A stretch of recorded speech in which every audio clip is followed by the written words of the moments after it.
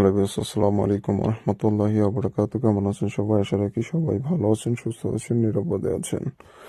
তো আপনারা ভালো থাকুন, সুস্থ থাকুন, নিরাপদে থাকুন, এই কামনা করে আজকে নতুন ভিডিওটি আমি আরম্ভ করতেছি। তো আজকে যে বিষয় নিয়ে আলোচনা করবো সেটা হচ্ছে সম্ভোগ বশীকরণ, অর্থাৎ যে কোনো মহিলাকে বশীভূত করে আপনার বিছানায় নিয়ে এসে মিলন সহবাস করবেন কিভাবে, সে সম্পূর্ণ বিষয় নিয়ে আজকে আলোচনা করব। কিভাবে কাজ করবেন না করবেন সবকিছু A to Z হাতে কলমে বুঝিয়ে দেবো। ভিডিও টেনে দেখবেন না, সম্পূর্ণ ভিডিও দেখতে থাকুন। এই বশীকরণটি কোনো মেয়ের উপর যখন আপনি প্রয়োগ করবেন, সেই মেয়েটা সম্পূর্ণ আপনার কথা মতো উঠবে বসবে। আপনি চাইলে তার সাথে মিলন সহবাস বিছানায় এনে তার দেহ করতে পারবেন। আবার যদি মনে করেন যে না, আমি বিয়ের আগে এসব করবো না, সেক্ষেত্রে তাকে বিয়ে যদি করতে চান, সে বিয়েতেও রাজি থাকবে।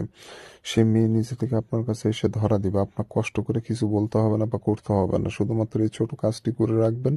আপনি কোথায় কি করতেছেন, ওই মেয়ে আপনার খুঁজে নেবে। তো বুঝতে পারছেন কতটা অ্যাট্রাকটিভ বশীকরণ এটা হতে যাচ্ছে। খুবই খতরনাক একটি বশীকরণ। আপনারা সম্পূর্ণ ভিডিও দেখুন, সবকিছু বুঝিয়ে দেবো। আর যারা ভিডিও টেনে দেখেন তাদের জন্য ভাই আমার ভিডিও না, কারণ এগুলো কাজ একটু 19-20 হলে কিন্তু কাজ হয় না, আবার হিতে বিপরীত হওয়ারও সম্ভাবনা অনেক সময় রয়ে যায়। তো কেন এরকম করবেন? যদি এটা প্রয়োজন হয়, খুবই জরুরি হয় কাজটা, অবশ্যই পুরো ভিডিও দেখবেন। আমি নিয়মিত ভাই বশীকরণ, বাণবিদ্যা এগুলো ভিডিও দিয়ে থাকি, আপনাদের শিখিয়ে থাকি। তো আমি সাধারণত প্রত্যেক দিন একটা করে ভিডিও দিয়ে থাকি। অবশ্যই আমার চ্যানেলটি সাবস্ক্রাইব করবেন এইসব ভিডিও দেখার জন্য, এবং পাশে থাকা বেল আইকনে ক্লিক দেবেন। আর যারা অনুমতি নেবেন, অনুমতি করেন। হ্যাঁ বন্ধুরা, এটা সত্য যে অনুমতি ব্যতীত কাজ করা অসম্ভব বা হয় না।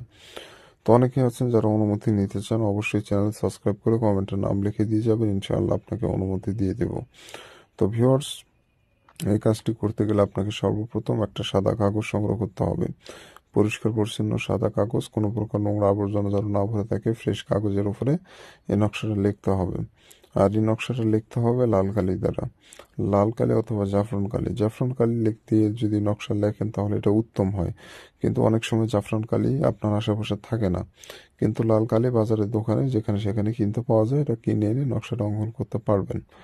আর এই নকশাটা যে কোনো দিনে অঙ্কন করা যায়, তবে গভীর রাতে অঙ্কন করলে বেশি ভালো হয়।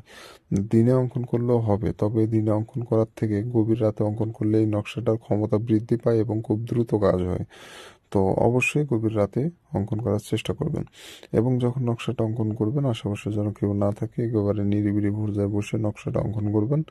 নকশা লেখার সময় কারোর সাথে কথা বলা যাবে না। নকশা লেখা হয়ে গেলে কথা বললেন, সমস্যা নাই, কিন্তু নকশা লেখা চলা অবস্থায় কারোর সাথে কথা বলবেন না। আর এই নকশাটি আপনার 10 থেকে 15 মিনিট, আর বেশি সময় নেবেন না। 10 থেকে 15 মিনিটের মধ্যে সম্পূর্ণ নকশাটা অঙ্কন করে ফেলবেন, আর বেশি সময় লাগালে নকশা কাজ করবে না। বিষয়গুলো মাথায় রেখে সুন্দর করে আপনার নিখুঁতভাবে নকশাটা অঙ্কন করার চেষ্টা করবেন। আর একটা সাধারণত নকশা অঙ্কন করতে 5 থেকে 10 মিনিটের বেশি সময় লাগে না। তো বন্ধুরা, নকশা অঙ্কন করা হয়ে গেলে নকশার নিচে এখানে যাকে বশীভূত করবেন তার নাম, এখানে তার পিতার নাম, এখানে তার নাম, এখানে তার পিতার নাম। এখন বলতে পারেন পিতার নাম না জানলে কি করব? পিতার নাম না জানলে করার কিছু নাই। পিতার নাম বাধ্যতামূলক এই নকশা দেওয়াই লাগবে। দিয়ে সম্পূর্ণ নকশাটা প্রস্তুত করে নেবেন, যেভাবে আছে ঠিক একই রূপভাবে সম্পূর্ণ নকশাটি লিখে ফেলতে হবে। তো ভিউয়ার্স, নকশা লেখা হয়ে গেলে নকশার একটাই কাজ, আপনি আপনার বালিশের নিচে রেখে দেবেন। বালিশের কভারের ভিতরেও রেখে দিতে পারেন। যে বালিশে আপনি প্রতিদিন ঘুমান, শুয়ে থাকেন, সেই বালিশের নিচে রেখে দেবেন। একদিন থাকবে আপনার বালিশের নিচে, একদিন পরদিন সকালে উইঠা, সকালবেলায় বাসি মুখে, কোনো কিছু খাওয়া যাবে না, বাসি মুখে ওই কাগজটি ওখান থেকে বের করে আগুনে সম্পূর্ণ পোড়ায় ফেলতে হবে। সম্পূর্ণ নকশাটা আগুনে পোড়ায় ফেলে দিতে হবে। আপনার কাজ শেষ। 24 ঘন্টার মধ্যে ওই মেয়ে আপনার খুঁজে নেবে এবং আপনার সাথে সহবাসে লিপ্ত হবে। তো ভিউয়ার্স, বুঝতে পারছেন, খুব সহজ নিয়মে, সহজভাবে, সহজ নকশা আপনাদের মাঝে উপস্থাপিত করলাম। কাজ করেন, ইনশাল্লাহ সফল হবেন। আর যারা আমার সাথে ব্যক্তিগতভাবে যোগাযোগ করতে চান, স্ক্রিনে যে নম্বর দেখতে পাচ্ছেন, এটা আমার ইমো নম্বর।